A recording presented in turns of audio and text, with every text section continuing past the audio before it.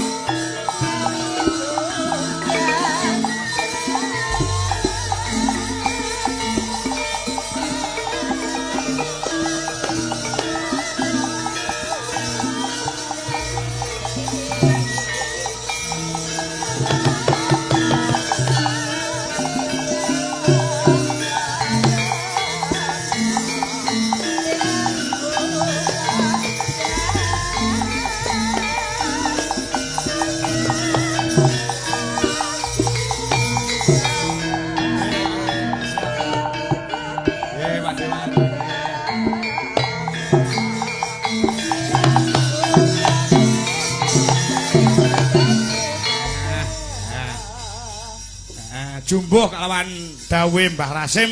Pokoknya malam ini seneng-seneng tasyakuran bergembira bersama seluruh warga Pojok Watu Sampung Bluro. Sugeng dalu Pak. Dalu Mbak Elisa. Pak Siswanto menika pangapunten ya kalau Mbah sejawanya ngaten nggih. Saya juga nderedek ini. Oh. Aduh kena apa Pak? Kenapa nderedek? Nderedek sama Mbak Elisa nih. Nderedek menika sedaya rakyat menika tertuju kalian panjenengan wakilipun menika ditunggu pangandikanipun panjenengan. Gitu Assalamualaikum warahmatullahi wabarakatuh. Waalaikumsalam. Wilujeng dalu dumateng para pandemen ringgit ing Pojok Watu mriki. Mliginipun dumateng Pak Camat napa ingkang wakili saha para Pimcam Kecamatan Sambong, Bapak Kepala Desa saha sedaya perangkat dumateng Pak Dalang. Siap, Pak Sis, nggih. So Mbak Elisa, Mbak Eka, so sedaya napa Waranggono, nggih. Saha para napa pengrawit. Nggih, pengrawit. Malah niki sebelahan kali ini ndredek niki lho nggih. Wong kene sing tuwa ya ndredek kok. Nggih, Mbah Rasim mliginipun. Nggih, ingkang dalu menika minangka dados lakon niki. Nggih. Nggih, saderengipun kula matur nuwun sanget Mbak Limbu, Mbak Canggih nggih.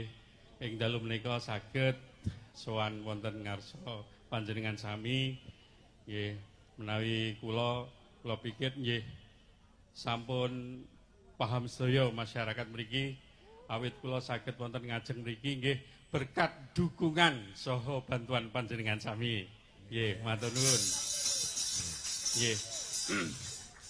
Dados nggih ngaten nika mumpung kula minggah wonten mriki nggih kula ngaturaken gunging panuwun awit dukungan masyarakat Pojok Watu Kecamatan Sambong ingkang sampun paring dukungan wedal pemilu tahun 2024 kalau wingi. Nggih. Ngantos kula saged dados malih ingkang kaping 3 periode. Wah, ya, 4 kali 2029. Nggih.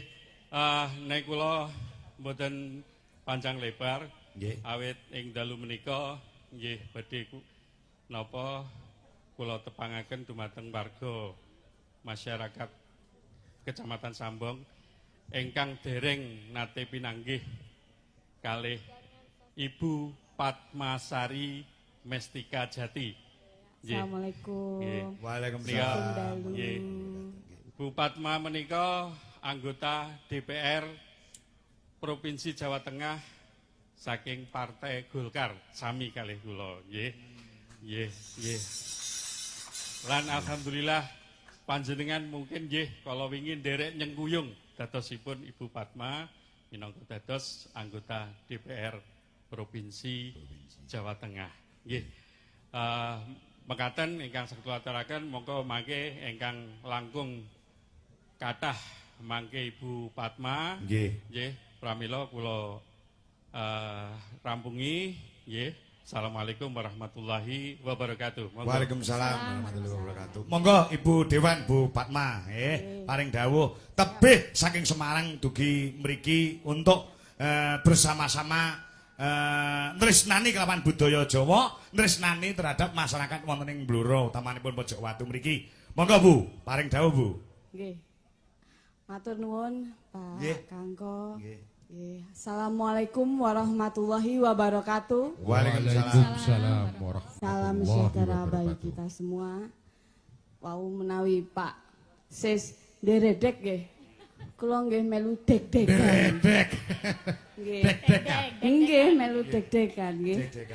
Dados amargi saya tidak menyangka kalau di sini warganya sampai jam segini, biasanya limbuan tinggal separuh. Iya. Iki rame. Nggih. Amar iki ketok nek wargane guyub rukun. Nggih. Nggih, dados tepuk tangan kangge panjenengan sedaya. Sugeng dalu Pak Camat, Pak Kades, Pak Anto, nggih Mbah Rasim, Mbak Lutfi, kadus nggih, kadus teng delok. Ya. Teng delok, kemudian semua kru Pak Kangko beserta Waranggono kalian Pangrawit, juga para warga.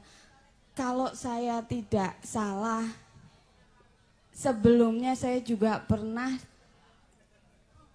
sedekah bumi, tapi tidak di dusun Delok, cuma di dusun Pojok.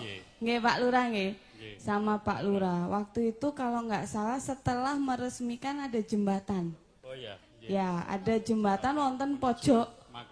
Makam nggih menuju makam pojok. Atuh nggih. Nah, aspirasi dari Ibu Fatmawati. Tepuk tangan. Tepuk tangan buat beliaunya luar biasa.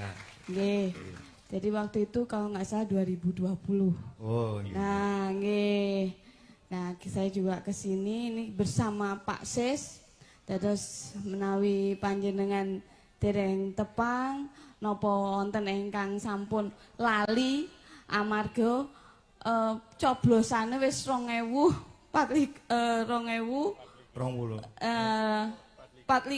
gitu. Nah, dados sampun setahun wis lali. Wingi sing dicoblos sapa gitu.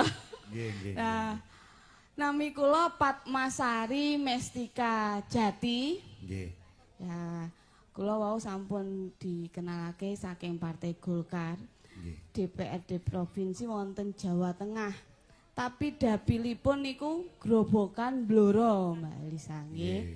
Grobokan kalian Blora. Dados Blora niku nggih saking Kunduran tekan Cepu, nggih, saking Todanan, Sambong, nggih Bogorjo kelebu Blora kabeh. Termasuk panjenengan Desa Pojok Watu, Kecamatan Sambong, keraos napa mboten keraos panjenengan wonten ingkang nyoblos kula. Nggih. Nah, tapi mbok bilih sampun lali gitu. Nah, amargi menika kula ngucapake matur nuwun nggih. Ini juga hari ini hadirnya insyaallah ini sudah jodoh sama masyarakat Delok mriki. Sebabnya napa, Bu? Lah sebabnya niku wau panjenengan sampun cerita. Kula niku alhamdulillah duwe gadah putra nggih 3. Nah niki ingkang barep niki kembar. Nah jumeneng coba. Berdiri. Ya. Berdiri ya. Nah niki putra kula. Nah Dalang di sini. juga, Nah nggih naminipun Satya Satria.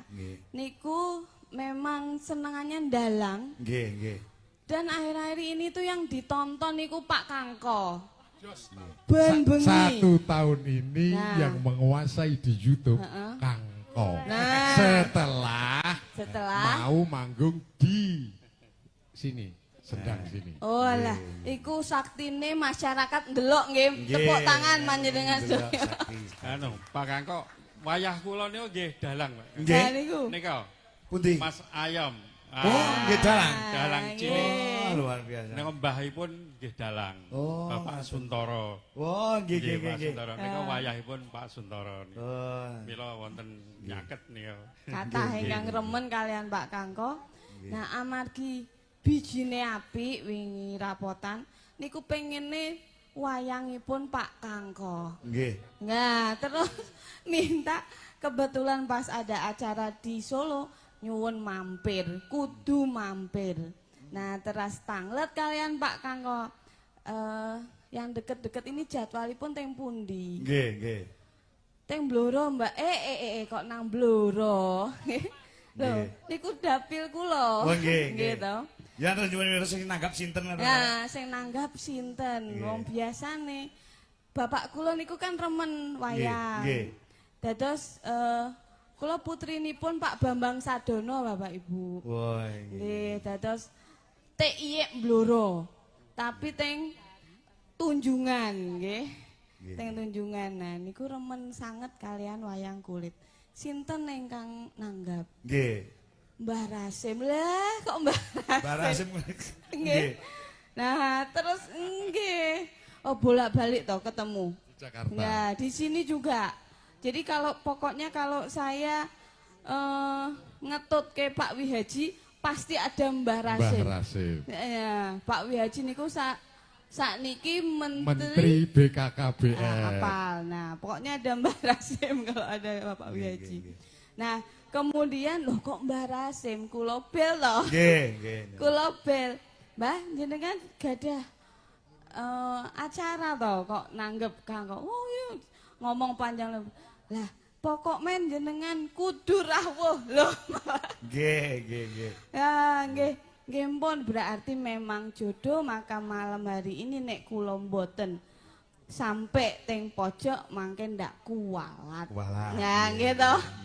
Nggih, karena ini juga dapil saya juga berterima kasih panjenengan sedoyo ini juga konstituen saya dan saya ikut mangayuh bagyo nggih sedekah bumi hari ini mudah-mudahan saya ikut mendoakan warga sini semuanya semakin sejahtera, Amin. sehat semuanya nggih. Amin. Apa sing dipengenke keturutan kabeh nggih. Bapak Ibu sedaya dados diparingi kecukupan sedaya. Amin. Nggih. Sing duwe utang lunas sedaya. Lali sing nagih. Nggih. Dados itu yang saya sampaikan mungkin sedikit dari saya. Mudah-mudahan nanti tahun depan nggih. Nggih.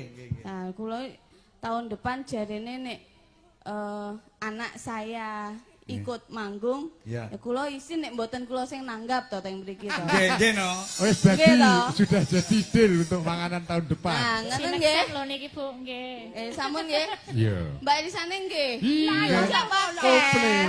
Sudah paket itu Mbak Bu Dewan sepakat. Nggih. Kemarin sebetulnya Mbak Tatin, cuma Nggih. Mbak Tatin ada acara keluarga yang Nggih. tidak bisa ditinggalkan. Ya wis berarti ora Urung jodoh. jodoh. Nah, ini jodoh-jodohan kan ngene. Berarti niki mangke pun ditandatangani tahun depan Pak Kangko sak perangkat. Saestu nggih? Saksi. Temen mboten? Tepuk tangan yang meriah buat Bu Padma, luar biasa. Sudah deal tahun depan Mbak Padma Nah, ikut. tanggalnya mangke melu Mbah Rasim nggih, tanggal nanti saya diingatkan dekat-dekat. Mbak Limbo, Mboten. Dalam, iki mau Bu Fatma. nggih, pripun Mbah? Ojo melok kowe. Kula ngoten. Nggih. Aku sesuk kudu melok tahun sesuk ora uman berkate jirine. Monggo aku ngono. Nggih. Dados kula nggih ngalap berkah nggih. Nggih. Nah, wau kan kula terus Pak Kangko kok ngendikan kok ngaten. Ini semuanya ini sudah diberesi Mbah Rasim kabeh. Nggih. Nggih to. Soalnya dekengane pusat. Dekangan pusat. Nah, duitnya ra ono serine. Nggih, bener. Gak payu lah. Lah, apa meneh engko nek amplopku tak sejane tipis ya, Mbak. Lah ra ono ajine ning pripun nggih. Apa ini berarti kan kaya nguyahi segoro. Nguyahi segoro. Lah nek teng mriki nguyahi sendang, sendangnya kan ampun asin to. Lah, tapi nggih mboten napa-napa. Kudu tombok ben mulih entuk berkah. Nah, ngono. Nggih, Mbak, sini, Mbak. Nah, terus Mbak Rasim, nah terus diparengke sinten? urusane panitia. Oh, ngaten, nggih. Nah, nggih pun, mangke nimbang kula ndak dibatin nggih. Sing nonton akeh niki. Nggih. Nasional kemungkinan menteri jangan-jangan presidennya nonton. Nggih. Ubur-ubur ikan lele. Nah, cakep. Rame le.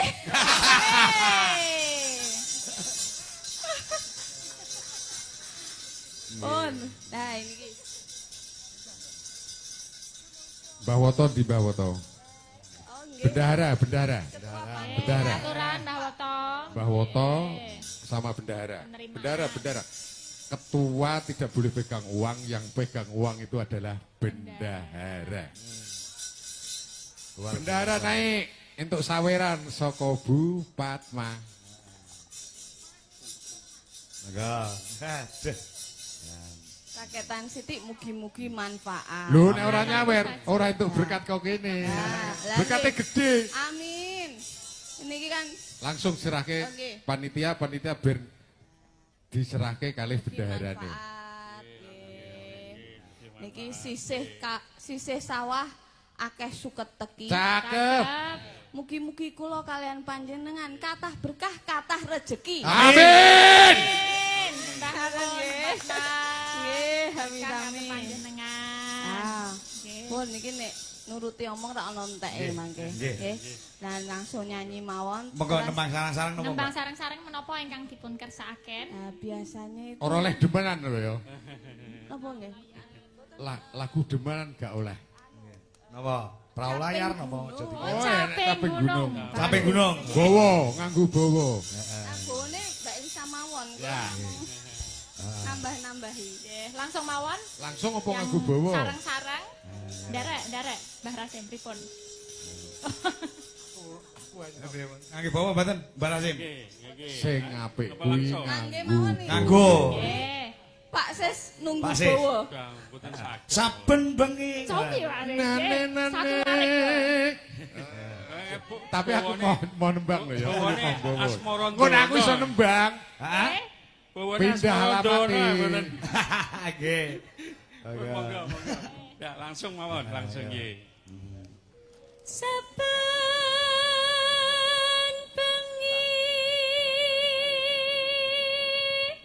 nyawa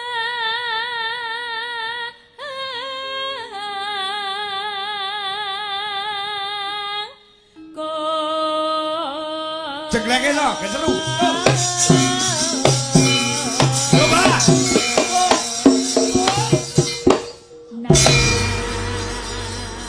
Ayo Eka, uget-uget melu ngadeg, ayo. Eka. Yes, ngadeg kok gen ketok saka kadoan. Sik ditunggu-tunggu lho, Pak. Ayo, Eka uget-uget. Nah, Ternyata Mbak Eka ini masih saudaranya Bapak Wiyaji Menteri BKKBN. ngono to, Kang? Oh. Kula sinten sing mboten kenal Pak Wiyaji. Ya lho Pak nggih, Pak Wiyaji. Pak Menteri BKKBN. Nggih, riyen mantane Bupati Batang. Batang. Sakniki Menteri BKKBN. Kowe apane karo kowe? Pak Tangga Desa Kabupaten Sragen. Tonggo to? Asline Nggih, Sragen, Mbak Wi. Mbak Eka, Mbak Eka. Tonggo. Jenengan menawi ngendika nika jumeneng to, ampun lenggah. Lho niki. Niki sithik tapi rada ngenyek niki lho. Alah wong dek wau dek. Pak niku pun ngadeg lho, Pak. Dereke pun ngadeg to. Pun ngadeg niku. Jenengan Sing ngadeg kula Pak Kangko. jenengan apa mboten ngertos kula niku pawakan pundi? Pawan ngendi? Aku pawakan Klaten. Kok iso? Ceper. Wah, cep. Oh, ceper nggih. Eka, Nggih. yang nenang. Ya. Wah, apike suarane Jan. Alah, lagi muni maktut ngene kok api. Yen memajang among karo janur kuning.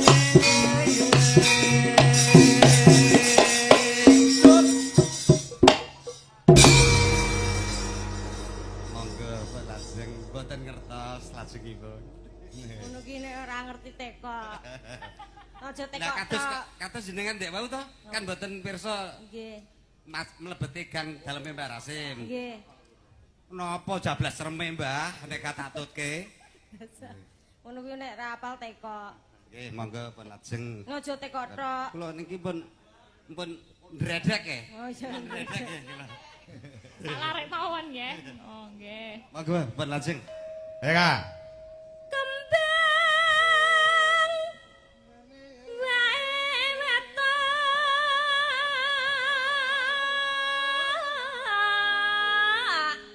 An. An. Lho cengkoke sing marahi Mbah Rasim. Rasim. Lah iya. Diktene. Guna.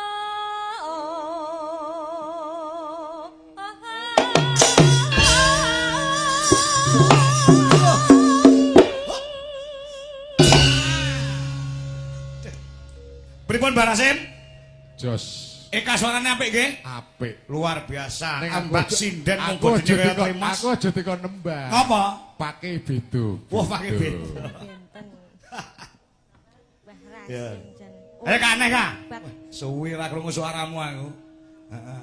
Cepitan ya. Pacitan. Lah iya ning Pacitan kecepit. Manggon.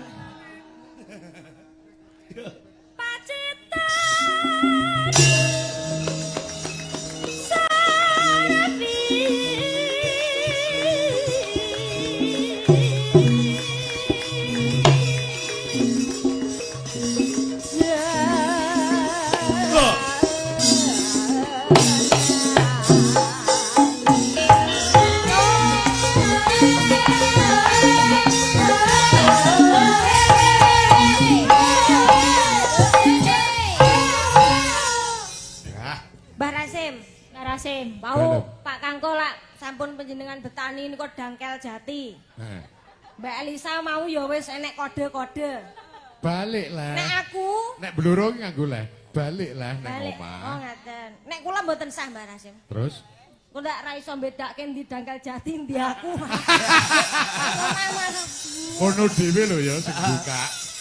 Omong Dangkel Jati ini mau yo meletek kok kowe Eka yo meletek. Urung, aku urung meletek. Urung ta? Ojo nek dipeme yo meletek. Nggih luar biasa. Dangkel Jatine pirang-pirang ngarepan Mbak. Ayo Mbah Rasim dong. Monggo Mbah, Sedikit jenengan aja. bawa. Sedikit aja. Ora usah. Tidak boleh melanggar janji. Oh, tidak siap. boleh. Hanya penggemar Oke. dan pecinta. Pecinta budaya. Bu Fatma, nai nyobi. Bu Fatma. Pak Sis. Pak Sis. Pak Sis. Nderetek. Nanang.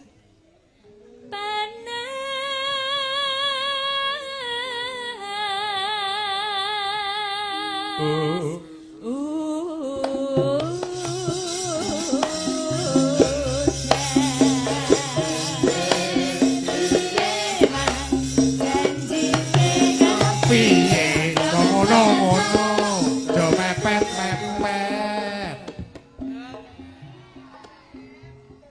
Senggaan oleh. Ini senggaan boleh. Boleh ya, enggak melanggar. Nano. Panas udan, udan panas lengaling. Capek gunung.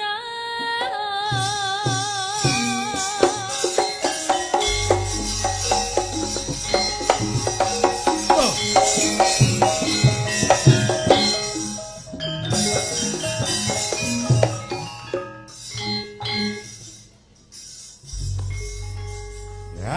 Kendangane hebat. Pak Do. Ada kok. Dosenku kok. Kandhane.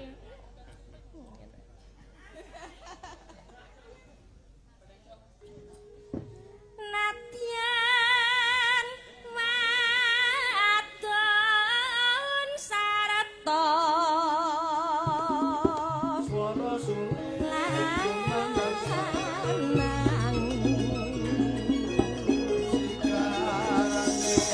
Langsung dangdut bolok. Pak Slamet Klego yang mapan wonten Jakarta. Lalu CV Sekarwangi Jaya.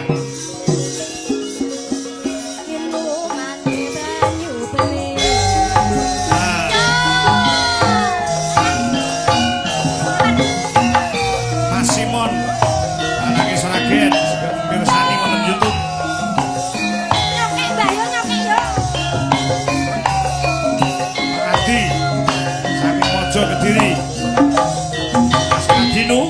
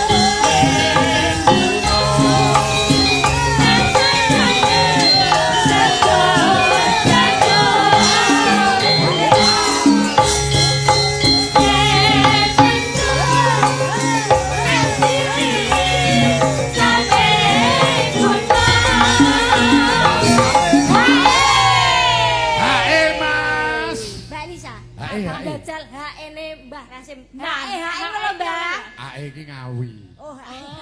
Oh, AE Ngawi plat nomor. Ngawi. Plat nomor malah. Mburo ki H. K. Lah iya. Hai Semarang jane Semarang ya. K. Iya. Semarang. Sekar bisa nyala gunung desa dadi raja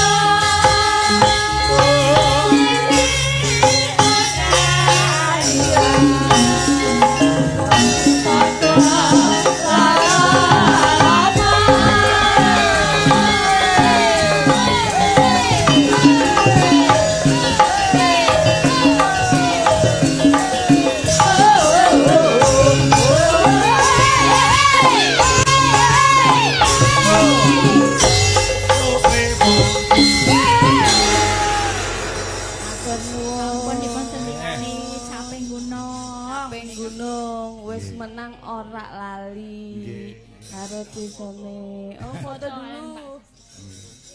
Foto. Barase mboten ngebut. Ini kalau wonten pamundutan saking Pak Sis minta selendang biru tapi diganti jadi selendang kuning. Oh ya boleh. Selendang sutra kuning. Selendang sutra kuning. Nggih.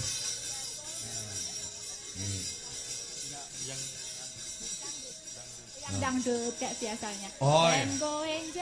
Oh iya, ini selendang biru. Oke, tapi selendang biru. Diganti selendang kuning. Oh nggih. Selendange Pak Sis Oh, kuning. kuning biru kuning. Kersane kemutan kuning-kuning. Betul. Koalisi kali biru kok. Nggih. Siap.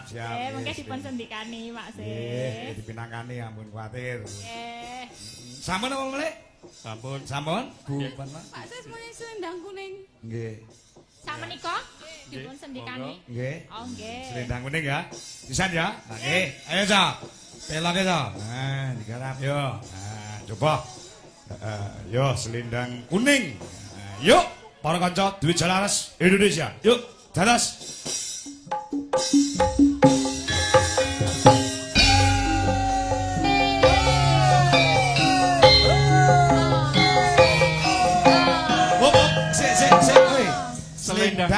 Selendang biru diganti selendang kuning. Tambahane selendang biru. Kepancing. Iki sing nabohi kepancing selendang sutra tetap selendang kuning. biru. Cuma cakepannya diganti selendang kuning. Supaya tidak gagal paham. Lagunya tetap sama selendang biru. Ayo bagus ya. Janjimu selendang biru. Nih kalau. Niku Mas. Ya coba. Eza.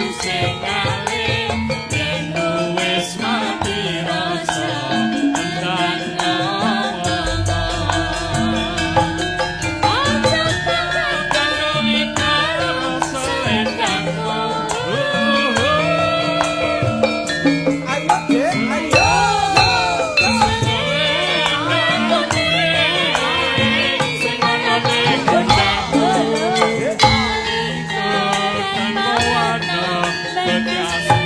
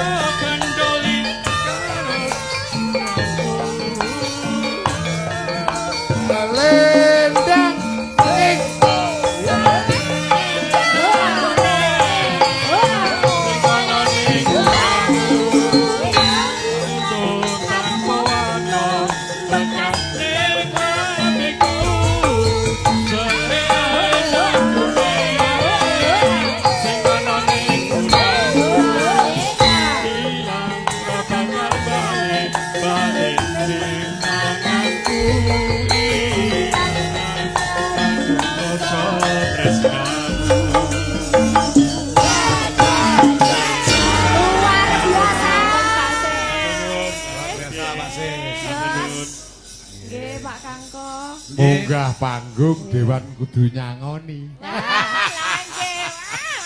Repot-repot, nggih, sembah nuwun. Kangko, saya nggak mau naik kalau tidak ada wakil rakyat yang naik. Betul. Tahun kemarin kan kula nggak naik. Nggih, betul. Karena ada wakil rakyat, saya harus ikut naik. Jadi sing nyoblos Mbak Fatma, kuwi sing lali ora sing nyoblos, sing dicoblos lali biasa. Eling-eling kabeh. Barase matur nuwun. Nggih. Pak Kangko, Nggih, siap, Mbak Elisa, nyuwun sewu mangke mboten matur sembah nuwun saged sampai tancep kayon. Siap. Badhe benjang tasih wonten acara. Siap. Terus saya mohon maaf undur diri sekalian. Nggih. Kalian Mas Kembar mangke nglanjutin datang YouTube mawon. Oh, siap. Nggih. Nah, sebelumnya saya mau nyuwun doanya. Nggih. Iki warga Grobogan kathah ingkang kebanjiran. Nggih. Dari tonggo kabupaten. Nggih. Kalau sini dulu sambung biasanipun nonton kekeringan nggih, tapi ini semenjak Pak Sis nyambung apa? Air toyo niku. Nah, sudah tidak kekeringan lagi. Betul. Biasanya kula dropping teng mriki. Oh, ngaten. Nah, alhamdulillah sampun mboten kekeringan nggih, Bapak Ibu. Nah, yang di Grobogan itu ada yang kebanjiran. Kita doakan bersama mudah-mudahan sing kena banjir banyu dadi banjir rezeki. Amin. Nggih. Semuanya mudah-mudahan banjirnya segera surut. Amin. Nggih. Itu saja saya mohon pamit. Matur nuwun sanget waktunipun nggih. Perhatianipun wabila hidayah. Wassalamualaikum warahmatullahi wabarakatuh. Waalaikumsalam. Terima kasih Fatma.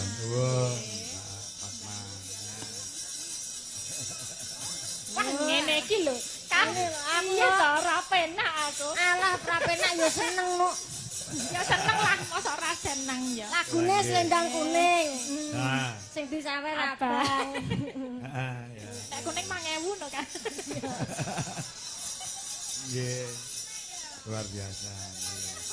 Mboten dados menapa, Bu. Diumbui nggih. Alhamdulillah. Bu menawi lah nggih to, teko Mbak Cungpe wis entek ngono. Diulungi. Monggo Cungpe butuhe akeh lho kuwi. Ya. Nggih. Bu nek Kalau Kak tambah kebak. kula ampun jane Bu. Sembah nuwun. Titipke adike niku mawon. Nek pas niku. Aja titip. Titipke kan kok nek lungguh tak suwune. Nggih, sembah nuwun Bu Fatma Pak Sis. Pak Rasim luar biasa. Kuwi Bu Fatma, kuwi ibune Mas Kembar, Mas Satya karo Satria. Wingi kepingin boyong payange Pak Kangko sing kulino dinggo ndalang. Wis kelakon mongko regane larang. Lah, Ning untuk anak-anak beliaunya disembadane dicukupi pamrih memberikan support kepada Mas Kembar untuk kedepannya Pak Insya Allah menjadi dalang yang profesional, dalang yang kondang, dalang yang laris. amin. Nah, nggih benjang nggih ajeng istilahnya sak nanggapke wayange Betul. kan komplit. Jadi Ya, untuk tumbas wayang tahun depan kita sudah di booking untuk di sini. Matur suwun Fatma. Oktober urung lho, Kak. Kan embung dhewe mau kan lagi Pak Kangko Dijolaras Elisa. Kowe mau urung munggah lho. Mbah Rasim mau ta? Anu Ya, Fatma. Daleme mau. Heeh. Sok Oktober lha iki sing arep tak rabekke ngono. Gasik kowe berarti. Tapi ya ora ngomong sok karo kowe ngono ya ora. Waduh. Iki repot. Tapi gur ngomong, gur ngendika ngene. Ya sok Oktober pokoke tenang Pak Kangko, engko ya wis tenang ngono. Gur tenang tok, apa tak DP sik ya? Hei, Depenan. sing di DP kowe kudu malah DP. Ya kok ben Ben sida. Nah nggih ben sida. Kok nek mriki wis kaya tidak bisa dilupakan lho Pak Kangko. Betul. Pokoknya ning mriki wis 2 kali ini toh. 2 kali. Dengan panjenengan, terus dengan Mbak Elisa juga kanca-kanca Dijolaras, dengan waktu yang sama, dengan teman yang sama. Betul. Kejadiannya ndek wingi kula kan mriki sowan mriki lewat Randu Blatung. Heeh. Enek momen kula bane bledos bocor. Heeh. Aku mau terus lewat Randu Blatung. Liwatmu ndi? Aku lewat Ngawi. Ya bener. Sakdurunge budal lah kok blanku ya mbledos bocor malah papat. Bolelakone ya Kowe tetep. njaluk diruwat sik kuwi. Raupo ning sendang. Sendang bakar Sina. Lah ya aku saben rene kok mesti banku bocor nyapa ya. Dek wingi siji. Apa? Dek wingi bocor siji. Lah kok iki mang papat. Oh, Kuwi enek sanepan apa kuwi? Sanepan. Lah nggih to, siji kan mbok menawa kula diparingi kesempatan ping pisan ndek nika. Botone siji. Lah papat mbok menawa sesuk sik ditanggap ping papat meneh utawa kena luwe. Amin. Ah ya. Ono wae. Sambung-sambungane. Mbok menawa lho ya. Syukur mbok menawa. Pamane ora prayo bangeten gak mesake, Mbah. Lah. Iya. Nggih. Ini ada permintaan saya kalawan Eka. Nggih, napa? Nggih, saking Bapak Kepala Desa Sumber Kecamatan Mendeng napa? Mendeng. Mendeng. Mendeng. Menden. Kagem Mbak Canggih badhe nyuwun gede gubuk asmara. Yang bawa Mbah Haji Joto. Mbah Haji Joto. Nggih, saking Mbah Haji Joto. Sumber Mendeng. Badhe minggah panggung ya, menika wonten artanipun. Monggo. Mbah Haji Joto. Katuran minggah ke panggung. Mengasih wonten wekdal. Ya. Diaturi pinarak wonten panggungan. Monggo, Pak Haji, duduk.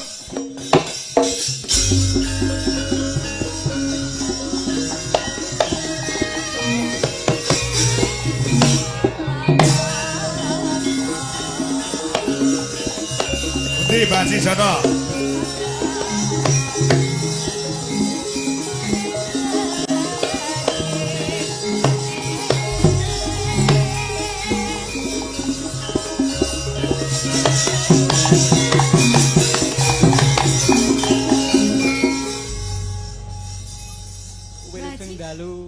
Wilujeng dalu.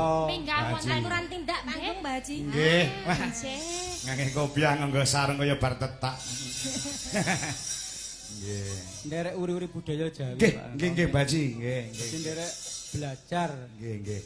Menden nggih. Menden. Menden Keradenan. Oh, niku daerah pundi, Pak? Daerah Blora Selatan, Pak. Oh, tebih ing mriki. Ya lumayan. Oh, kok jenengan dugi mriki niku lho? Rombongan, Pak wau. Oh, rombongan. Nggih, rombongan. Beto mobil siaga wau. Oh, siap. Kare Pak Lurah barang berarti. Pak Lurah kelersan mboten nderek niki. Oh, mungkin nek kondur salam mawon kagem Pak Lurah jenengan nggih. Ken wayangan kaya mriki ngoten lho. Insyaallah, Pak, insyaallah. Bawane napa? Gubuk asmara? Gubuk asmara tapi mboten nyingkar-nyingkur nggih. Lah napa? Niki cakepane bedhe nderek ngalembono keluarga kula pojok watu mriki. Wah, ngoten. Wah, luar biasa iki. Heeh, Wau ngarak kula dadak karangan Pak niku. Oh, ngarang ya Mbak niku. Nggih, nggih. Cobi kula tak, siap-siap ngarang aja kalah karo Mbak Haji Joto lho. Oh, Ayo. Spontanitas. Monggo Mbak Haji. Niki dusune pojok watu nggih. Nggih, pojok watu. Pojok watu. Pojok watu. Pojok watu. Pojok watu. Lho, sedekan napa sederek kula Pak Joko, monggo Pak Joko. Pak Joko pundi nggih? Nderek minggah nggih. Pak Joko teng griya Pak Jokowi to? Mboten, Joko rencang kula nggih, sederek kula. Malah Pak Joko sinten? Pak Joko Nugroho no. Okay. Pak Joko pundi Pak nggih? Monggo Pak Joko, monggo. Nah. Monggo. Nano. Pojok watu. Nggih, pojok watu. Rodok supe nggih, walaupun ngarange dadak aku. Layak rodok lali nyeluk Pak Joko. Pak Joko punya kentes. Nggih, monggo kali Pak Joko monggo Pak, dimana Pak? Pojok watu.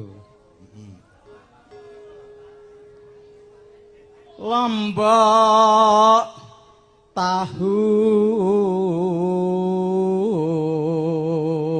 Nggih, lombok tahu iki Pak Joko. Keluargaku pojok watu ayu. Ayu.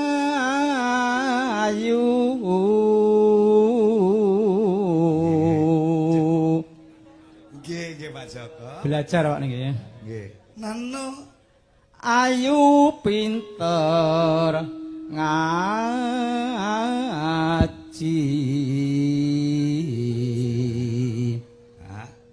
Limang waktu tilakoni.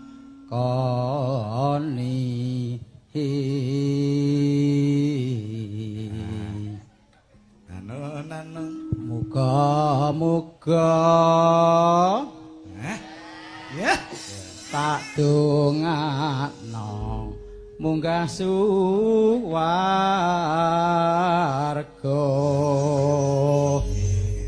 Ayo Kak. Tak parikan nggih Pak nggih. Parian saged. Yo nggih. Wah, parian ren Pak. Nggih. Pariane napa, Pak? Tembang niku nggih kalih parian. Lencir kuning. Lencir kuning. Waranggone Pak Kangko. Heeh. Mbah Rasim panjang yuswa. Lho niki lho, panjenengan tok lho Pak sing ngapusi niku. Kok iso? Nang ngene lencir kuning. Nek kuningnya bener.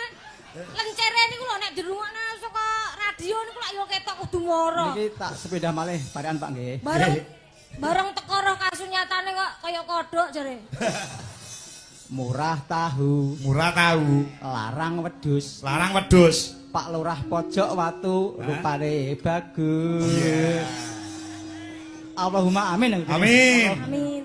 Nuwun sewu Pak Lurah, Mbah Rasim. Nggih. Kalau aku badhe minggah nggih pun matur Mbah Rasim. Nggih. Nggih wau. Monggo mawon ngaten. Nggih, Pak Yatini. Nggih.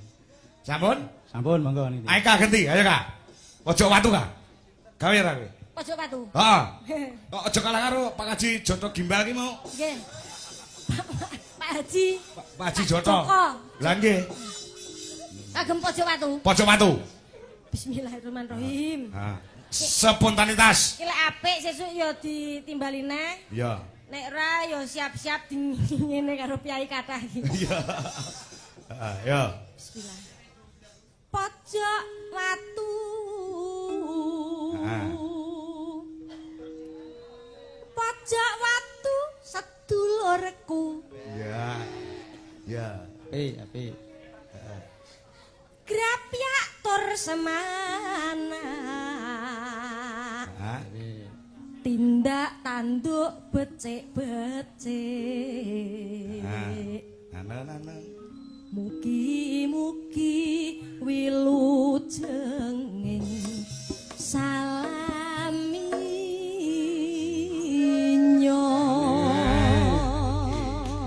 Ngetes kecerdasannya seperti ini. Niki kula tak anu Pak, kersane mboten kalah cerdas kalih Mbak Ika. Nggih. Kula tak jola-joli tapi garingan nggih. Oh, garingan mawon. Lah ngendikane gubuk asmara. Mboten niki namung gubuk asmara napa jola-joli? Kan sesuk wonten Pak Sis DPR. Oh, ngaten. Jola-joli. Piye kuwi? Nonton wayang sarunge bathik mlebu warung gak sida jajan. Bangunan ratan wis dadi apik, matur nuwun karo Pak Lurah lan Dewan. Tepuk tangan. Tepuk tangan. Tepuk tangan. Pun monggo lanjut Dek ya. Napa? Lah pun iki mun rampung to? Oh, pun rampung. Pun rampung jula-juline. Jula-juline cendak men to ki mau.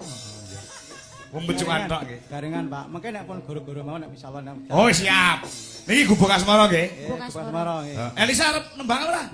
Anu tembang pocong, Gus sapa? Gus Mbah Rasim. Mah, wis. Aku tok sing tantangan iki. Iki keahlianmu kok, Kak. Numpang Mbah Rasim jek lenggah ya to. Nggih. Sinten niku? Sajak lencir katon lugu. Prasaja. Prasaja apa eneke? Mbah Rasim asmanyo. Jenenge Mbah Rasim. Piyayine tur gemati. Ya bener gemati. Mbah Rasim Oktober mengko sida ora. Jos. Matur nuwun ya, Pak. Ini berarti ya. Tak dukung, Mbak Eka. Ini tibane 6 ngono. Tak dukung, Mbak Eka. Nggih, tak dukung pokoke ya. Sida ora. Ya, gubuk asmara. Yen liwat aku kelingan gubuk kae biyen tak goleren. Ayo ke, Bro.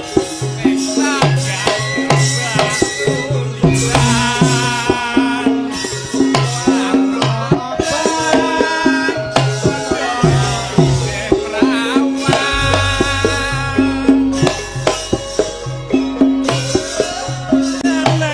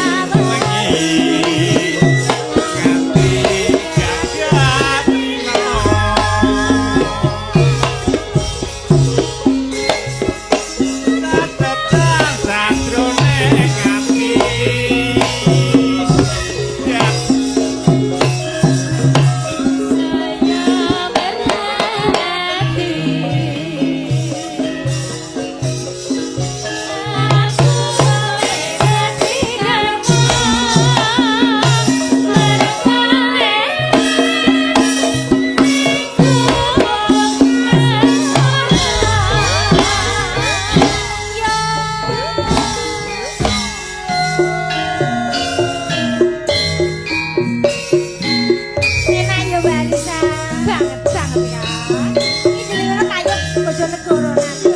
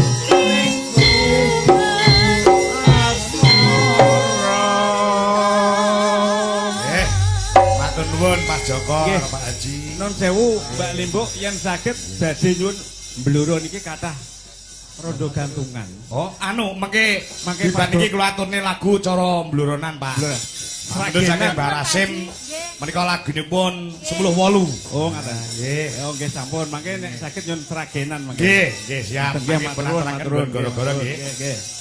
10:08 ayo cah mbloro. Mayang Anjarsari. Nah, ayo. Sulu isik komplit. Heeh. Bumi kuncang kancing langit klap-klap katon Lirgin canging alis risang maweh gandrung Sabarang kadul wukir moyak mayik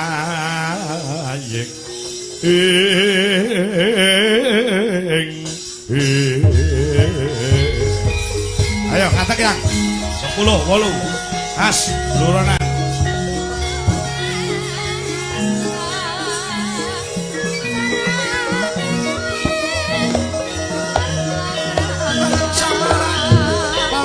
Sok olino moyo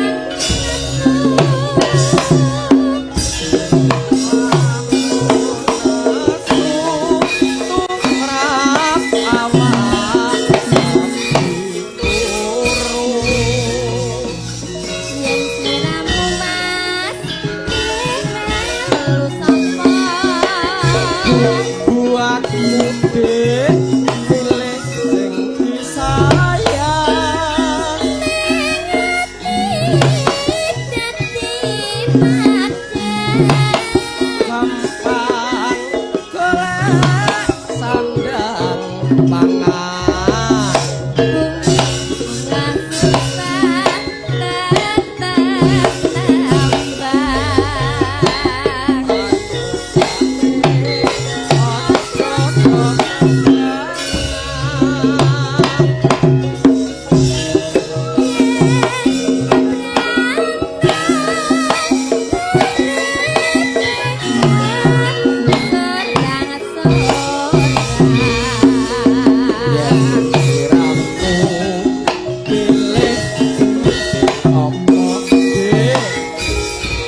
Kuat